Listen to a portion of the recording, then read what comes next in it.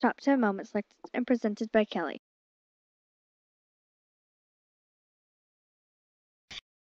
From 1893 to 1921, he started as the son of a farmer. When he went to Beijing University, he studied communism and joined the Shang Revolution against the Qing dynasty.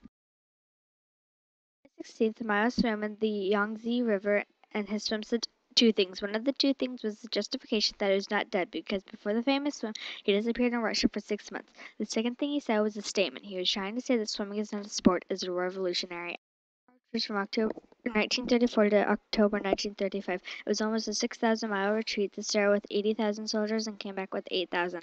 The communists had to stop, eat, sleep, rest, and find shelter while an army was following them trying to kill them. Mao had to lead his army back to their base without killing himself.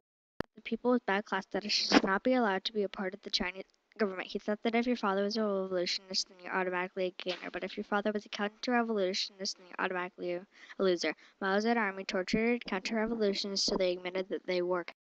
In 1958, it was planned to try and produce steel for marketing. It was after the farmers melted down their tools that people learned that you can't make steel like that.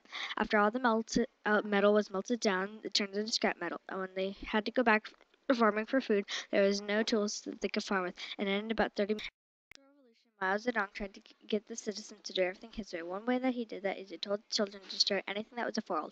A foreign was anything that was old ideas, old cultures, old customs, and old habits. People were tearing down signs and destroying other people's. Mao Zedong led his army of communists into fighting with the nationalists. In the middle of the Civil War, Japan attacked, so the communists and the nationalists teamed up to fight Japan.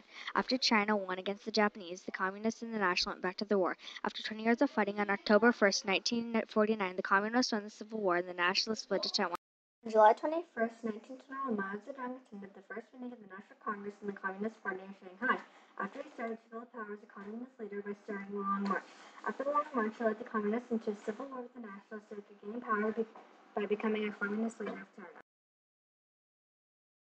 1976, the Cultural Revolution was a time where Mao gained a lot of power by getting rid of the four and teaching people how to do everything his way. It was a 10-year political campaign to try and raise revolutionary spirit.